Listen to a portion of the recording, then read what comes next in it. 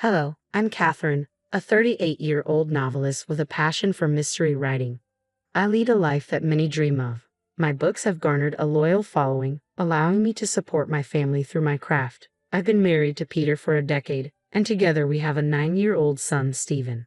In the early days of our marriage, Peter was employed, but as my career flourished, he chose to leave his job.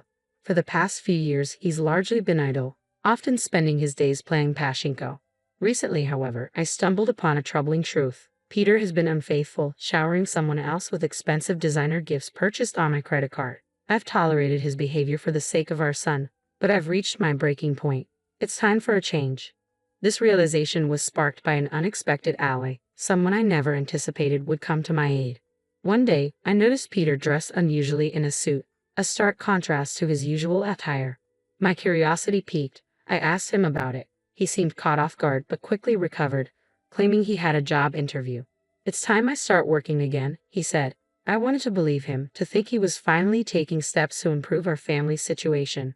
Wishing him luck, I returned to my writing, racing against a pressing deadline. Hours passed, and it wasn't until 2 a.m. that Peter finally returned. His late arrival and the mysterious job interview raised more questions than answers, and I realized I could no longer let things continue as they were. It was time to face the reality of our situation and make some difficult decisions for the sake of my well-being and our son's future. When Peter stumbled through the door that night, he reeked of alcohol and perfume. Collapsing onto the living room sofa, his smartphone slipping from his grip but remaining unlocked in his hand. Overcome with suspicion and curiosity, I couldn't resist the urge to take a peek at his phone. What I found sent shockwaves through me, undeniable proof of his affair with my best friend, Nancy. They had been at a fancy restaurant with a breathtaking view just hours earlier. The betrayal felt like a physical blow. How could both Peter and Nancy, who was also married, do this to me? Tears threatened to spill, but I fought them back, unwilling to wake Peter. Quietly, I transferred the incriminating photos and messages to my phone, determined to collect myself and strategize my next steps. The following morning, I approached Peter as if nothing had happened. "Hey Peter, about yesterday, you mentioned an interview but got home quite late. What happened?" He shifted uncomfortably, his gaze avoiding mine as he scrambled for an excuse. "I ran into a friend after the interview, and we went out for drinks." When I pressed him about the friend's identity, he dismissed it with a wave. "Just some guy, Catherine. Do I really need to explain everything?" His evasiveness only confirmed my worst fears but also fueled my resolve to handle the situation with dignity and strategy. A month has passed since that painful discovery, and the weight of Peter's betrayal still lingers heavily on my heart. I haven't confronted him yet, knowing it could irreparably fracture our family. If it were solely up to me, I might have already shown him the evidence and demanded a divorce. But considering our son and the complex emotions involved, I've had to tread carefully, understanding that my decisions will forever alter our lives. Despite the turmoil within me, the thought of separating Stephen from his father is unbearable. Peter's frequent outings, supposedly to clear his head or meet friends, have unwittingly provided me with the perfect cover to gather more evidence of his infidelity. I had become increasingly suspicious of Peter, and one day, seizing the opportunity while he was out, I rummaged through his belongings. What I found was a stack of receipts for women's designer items, luxuries I certainly hadn't received. None of these high-end goods were anywhere in our home, leading me to one painful conclusion. Peter was lavishing these extravagant gifts on Nancy, my so-called best friend. But the mystery only deepened. How was Peter financing these purchases? He hadn't worked in years and was living off the modest allowance I provided from my earnings. Concerned and desperate for answers, I devised a plan to follow him. I called my brother, masking my true intentions under the guise of a shopping trip. "Hey, sorry to bother you out of the blue, but can you watch Stephen for a bit? I want to go shopping alone," I said. My brother, puzzled because I usually preferred online shopping, raised an eyebrow. "Shopping? You've never been one to do that in person. What's up?" "Normally, yes, but today I need something from a store." "Can you watch him for me?" I replied. He agreed but reminded me not to be gone long as Stephen might get lonely. With my brother's help, I was free to track Peter. I spotted him downtown, arm in arm with Nancy, strolling into a high-end designer store with unsettling familiarity. A mix of hurt and anger surged through me as I watched him approach the cashier. What I saw next shocked me to my core. Peter was paying with a credit card. My heart sank as I realized it was my secondary credit card, the one I usually kept tucked away in an unattended drawer at home. Peter had taken it without my knowledge. The betrayal was deeper and more complex than I had ever imagined. Witnessing it firsthand was painful, but it armed me with the undeniable proof I needed. Now, I had to decide what to do next, knowing that whatever steps I took would impact not just my life but Stephen's as well. Over the past few months, I have been making significant purchases for my home office, including monitors, keyboards, and new furniture, all the while feeling the weight of this deception looming over me. I hadn't realized that Peter was using my busy schedule to mask his deceitful spending. Both of our credit cards were linked to the same bank account, and in the midst of my hectic routine, I hadn't scrutinized the statements closely enough. This oversight now haunted me, making it painfully clear that not only was Peter unfaithful, but he was also misusing my funds to shower gifts on his mistress. Any remaining affection I felt for my husband evaporated in the wake of this revelation. While part of me blamed myself for not noticing sooner, I found it impossible to forgive his betrayal. I had managed to snap some clear photos of Peter and Nancy together before heading home, my mind boiling with anger. In the following days, my thoughts turned to revenge. I frequently checked Peter's computer, knowing he left it unlocked and easily accessible when he wasn't around. Digging into his communications with Nancy, I soon uncovered their plans for a romantic getaway to Kagoshima over the upcoming long weekend, a 5-day escape that seemed tailor-made for my own plans of retribution. However, I faced a significant dilemma. I needed to ensure that my son Stephen remained shielded from the ugly truth about his father's actions. I reached out to my brother again, hoping he could help by looking after Stephen. "Hey bro, sorry to bother you again, but could you watch Stephen for me during the upcoming long weekend?"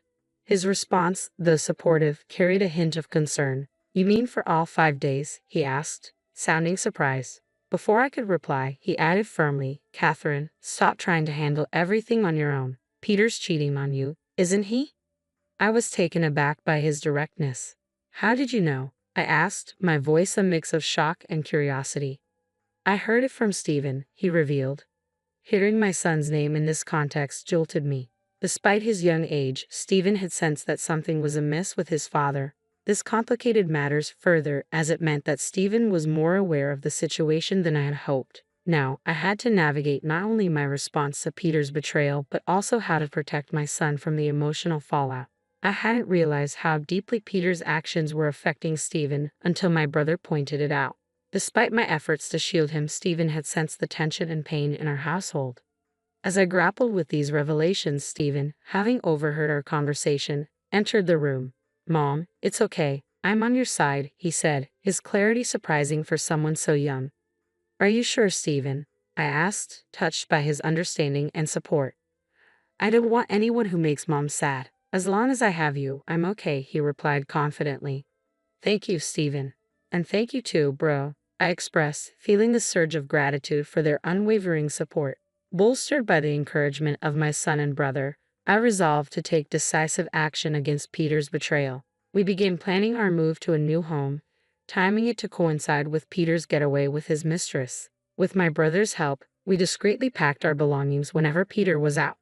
The night before the long weekend, as Peter buzzed with excitement for his trip, I decided it was time to confront him and perhaps give him one last chance to explain himself. "Peter, what's with the suitcase? Why are you packing?" I inquired as I watched him shuffle through his things. "Oh, this? I'm going on a trip with a friend starting tomorrow," he answered nonchalantly. "A trip? Did you mention anything about that? Seems like a last-minute decision," I probed, hinting at my knowledge of his misuse of the allowance. Peter's annoyance was palpable as he attempted to brush off my questions.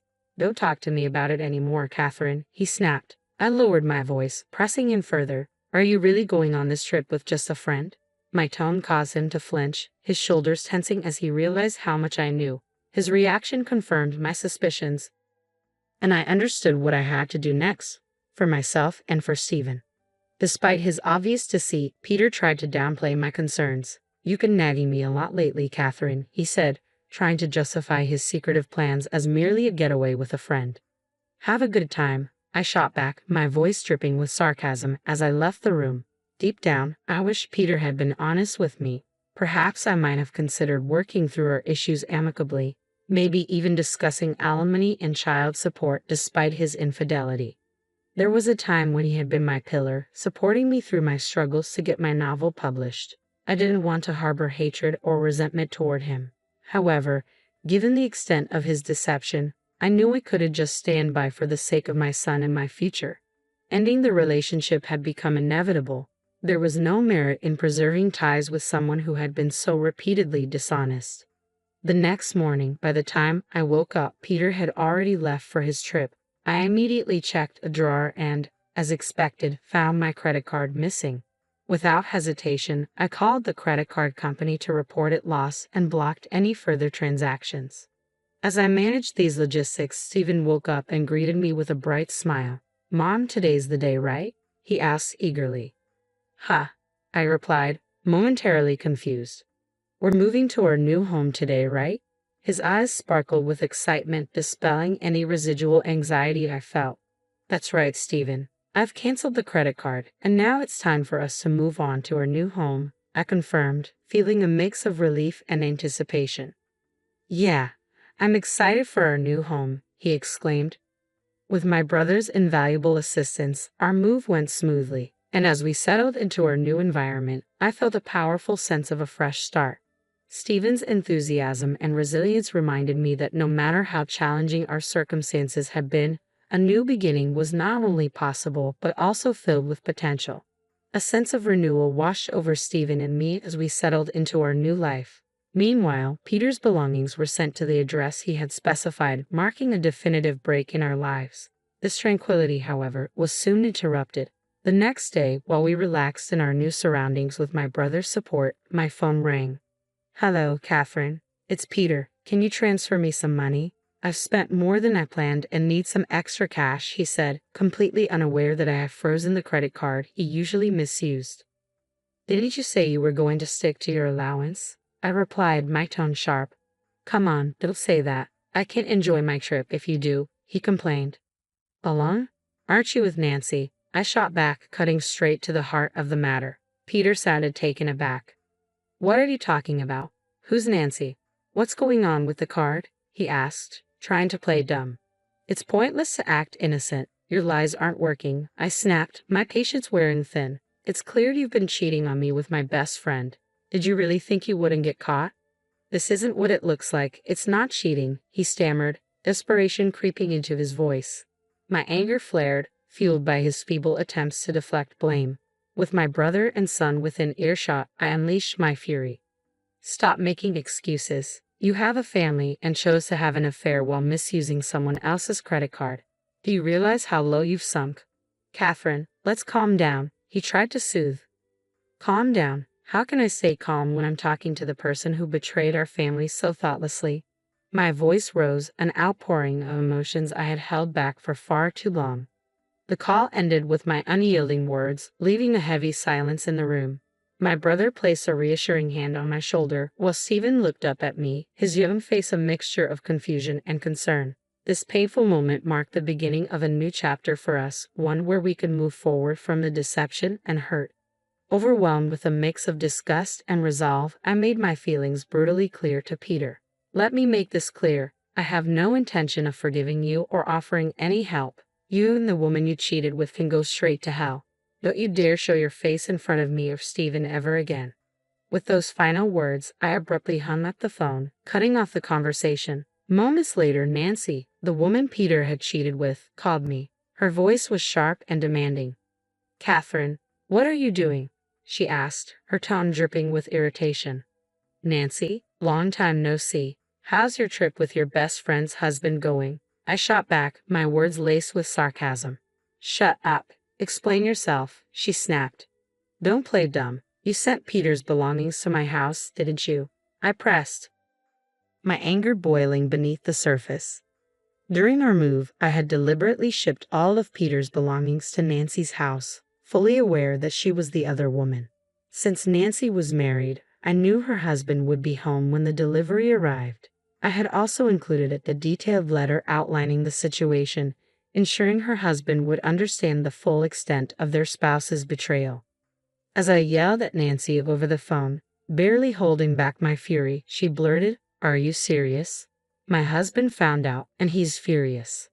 Isn't that expected? You're having an affair, even though you're married." I fired back. "I can't believe my supposed best friend would do something so disgraceful. You're the worst. I'm incredibly disappointed in you." "Excuse me," she said, taken aback. "I think that's my line. You were the one having an affair with my husband. Do you think I forgive you for that?" "Who showed disrespect first, Nancy? I wasn't serious. It was just a fling. There's no way I'd settle for a jobless loser like him." She tried to minimize her actions. "Whether you were serious or not doesn't matter to me," I replied coldly, cutting through her excuses. The betrayal had severed any ties of friendship we once had, leaving only the stark reality of her deception. "I'm divorcing Peter, and your affair is something I won't forgive. I'll be demanding the maximum compensation from both of you, so be prepared." "Compensation? I did agree to that. Why should I pay you?" Nancy protested, her voice tinged with panic. "It's only natural. You did something that warrants it," I asserted firmly. "But wait, I'm a housewife. I can't afford to pay compensation," she stammered. "That's for you to figure out. Maybe you can ask your husband for help, though I doubt he'll be inclined to assist you now," I replied coldly. "Wait a minute, Catherine, please," she began to plead, but I was done listening. "Goodbye," I said, and I hung up the phone, promptly blocking her contact. I moved forward with the divorce proceedings through a lawyer, demanding compensation not just from Peter but also from Nancy. I sought child support and reimbursement for the funds Peter had frivolously spent on my credit card. Nancy, now burdened with debt from the compensation payments, was served divorce papers by her husband and eventually forced to leave their home. Her attempts to rely on her family proved fruitless, and she found herself working night shifts just to make ends meet. Peter, having tried to lean on Nancy only to be blamed for their downfall, watched the relationship crumble. They parted ways, and with his long spell of unemployment, he struggled to juggle several part-time jobs just to survive. If he ever falls behind on the compensation or child support, I am fully prepared to enforce the legal judgment. Meanwhile, Stephen and I are thriving in our new environment. He is growing up quickly, blossoming in a home filled with love and free from the sadness of the past. My focus is on continuing to provide him with a nurturing atmosphere, shielding him from any further emotional turmoil.